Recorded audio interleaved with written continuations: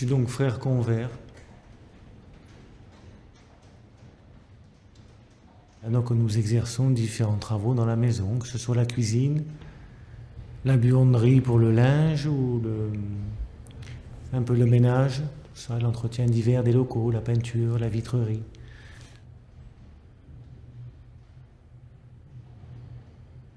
C'est vrai que nous avons beaucoup plus de travail manuel. Nous avons environ 6 heures par jour de travail.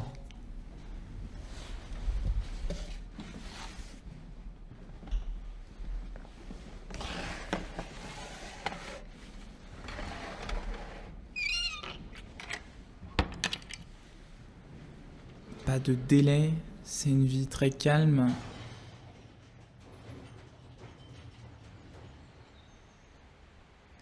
C'est une vie d'oraison et tout est mis au service de la prière.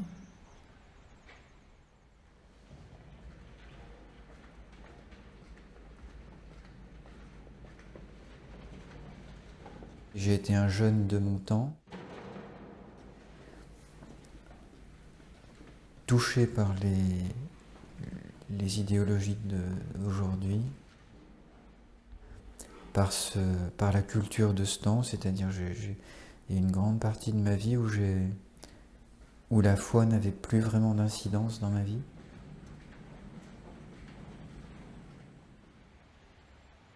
Et donc j'avais fait des études de philosophie.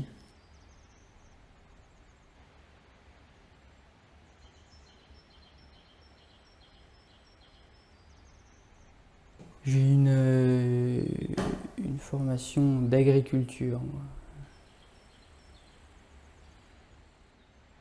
Ça a commencé assez dans l'enfance où je me suis posé la question, enfin non, j'ai retenu plutôt ce type de vie en visitant le musée de la Grande Chartreuse. Et après, c'est revenu un peu comme une ritournelle tout au long de ma vie à peu près.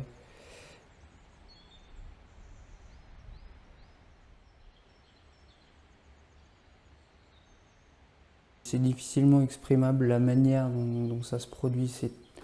C'est une forme de certitude. Enfin,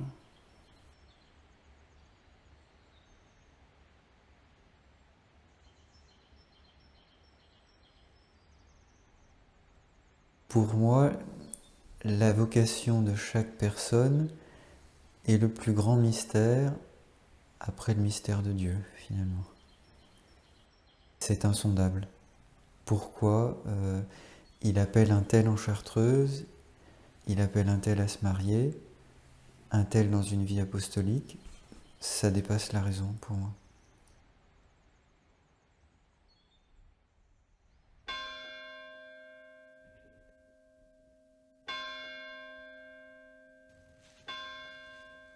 La modalité pour vivre en solitude pour la vie de frère convers est un peu différente de la vie des moines du cloître, dans le sens où nous avons moins cette dimension de la claustration entre quatre murs et l'exiguïté de la cellule finalement.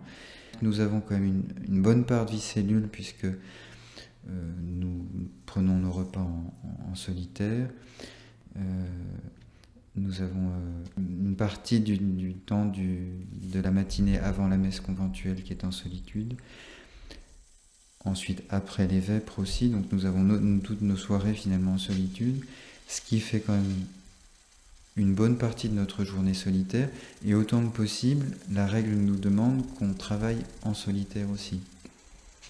Donc ce qui fait que notre vie de solitude, la différence est surtout, on va dire, géographique ou liée à l'espace. C'est-à-dire que notre espace est plus large dans le monastère, puisque nous travaillons dans les ateliers, mais normalement, nous sommes amenés à travailler en solitude, dans les ateliers aussi.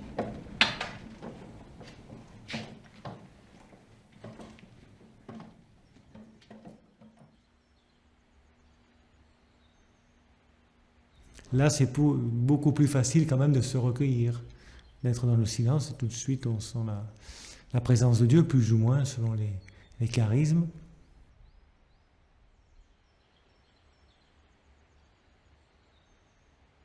Donc le silence, finalement, n'est pas que durant les temps d'oraison, si je puis dire, où là on s'abandonne totalement au Seigneur, on ne fait rien, on ne lit pas, on ne chante pas.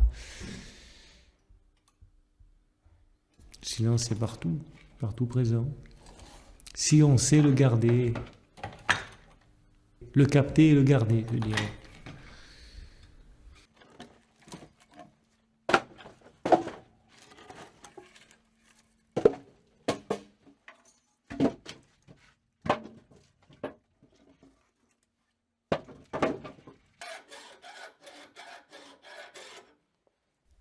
Le frère doit pouvoir vivre sa vie dans la paix du cœur et du coup rejoindre la grande tradition monastique des Pères du désert. Certains vont pratiquer une prière de type le Saint-Nom de Jésus, de type Jésus, Fils de Dieu Sauveur, prends pitié de moi pécheur. D'autres vont pratiquer la prière mariale. D'autres vont pratiquer la méditation, la rumination de certaines paroles de l'Écriture. Donc normalement, notre vie de travail manuel doit laisser justement, à la différence des études, l'esprit libre pour pratiquer cette prière continuelle qui est une répétition, une rumination de la parole de Dieu.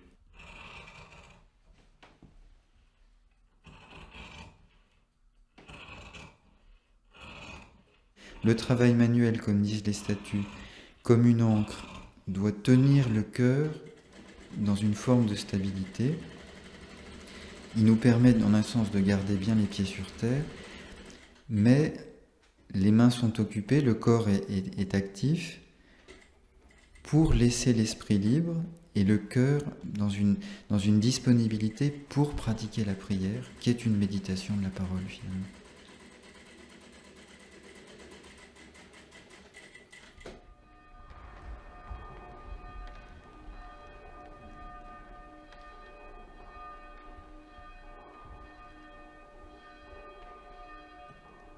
La vocation des moines du cloître met plus l'accent sur le premier aspect, qui est se tourner vers Dieu, notamment par la liturgie. Les frères mettront plus l'accent, par leur vocation de service, sur l'amour de Dieu dans le service des frères. Donc c'est toujours une complémentarité. Il me semble que les moines du cloître ne trouveraient pas la plénitude de leur vocation sans les frères, et les frères convers, en tout cas dans notre vocation, trouvent leur accomplissement dans le service, puisqu'il y a vraiment dans le service la joie du service.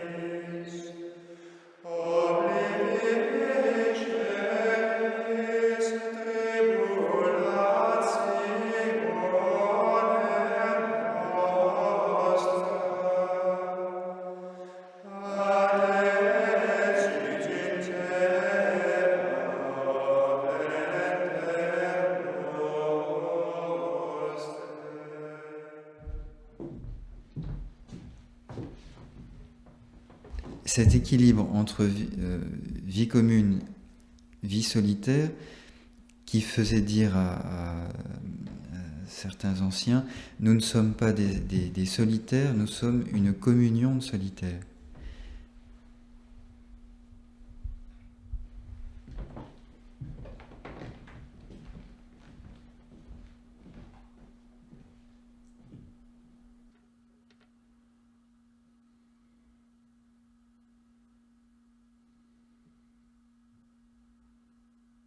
Il y a un frère qui je dois dire, m'édifie beaucoup, il y en a plusieurs d'ailleurs, mais qui font des tâches totalement ingrates. Ils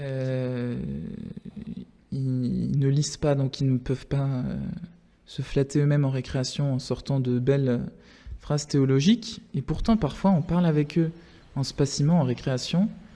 On se dit, mais quelle sagesse, quelle droiture. On est impressionné. Comment ça se fait que moi qui ai lu les œuvres complètes de Thérèse d'Avila, Catherine de Sienne, Jean de la Croix et tous les docteurs de l'Église, je sois moins docte qu'eux.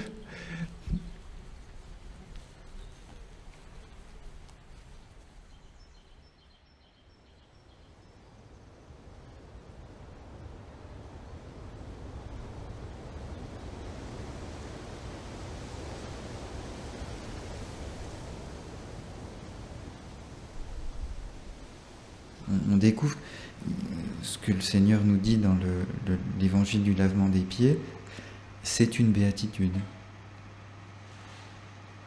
Il a caché, en un sens, une béatitude dans le service.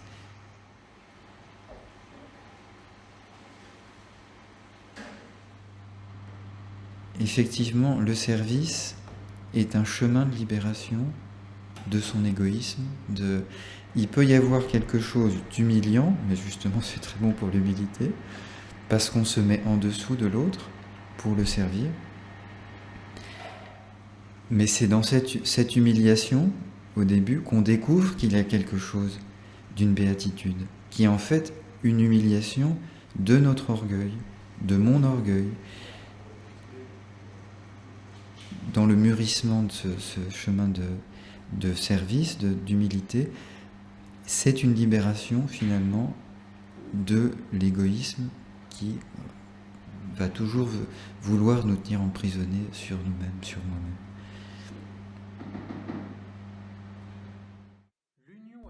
Je pense que la plus grande joie déjà de tout homme sur terre, créature dépendant du Créateur, c'est d'être dans la volonté de Dieu. Donc à partir du moment où on a dit oui à Dieu et qu'on est dans sa volonté, on a cette paix, on l'a tout de suite. Après c'est vrai qu'avec tous les combats, elle peut s'estomper, mais ça revient, ce qui nous permet de tenir et d'être là où Dieu nous veut, avec les grâces qu'il nous a données pour cela. Ça me rappelle donc mon passé, dans toute ma vie, partout où j'ai été, que ce soit à l'école, dans les différents travaux que j'ai fait aussi bien dans les bureaux qu'en usine, ou donc ma vie religieuse avant, je n'ai jamais été bien. Je n'ai jamais eu de paix profonde ni de joie car je n'étais pas à ma place ni là où Dieu m'appelait. Voilà. Pour moi, c'est un grand paradoxe, c'est que je comprends pas, mais j'ai jamais eu l'impression d'être aussi riche depuis que ma vie est aussi pauvre, si on peut dire ça comme ça.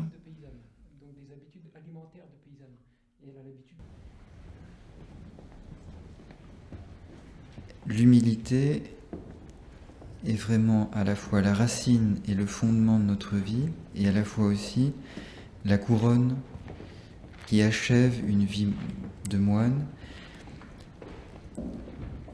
Elle est ce qui est comme la chaîne du chapelet qui retiendrait, qui maintiendrait ensemble tous les grains que seraient les vertus de notre vie, et à la fois elle est le fondement.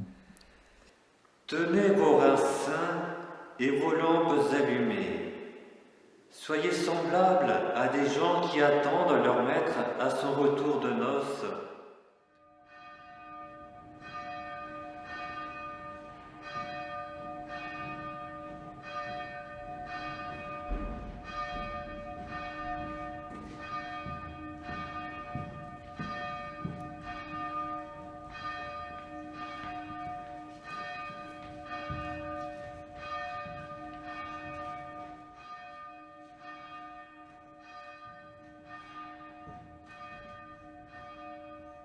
La vie éternelle, c'est dès maintenant.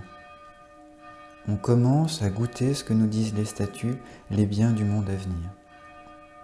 Donc on commence à rentrer dans ce grand mystère de la louange de Dieu qu'on vivra dans l'éternité.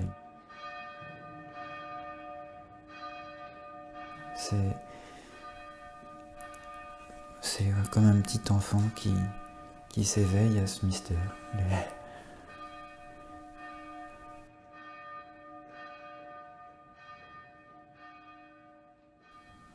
Laisse-les ce qu'elles sont et ne t'en soucie pas.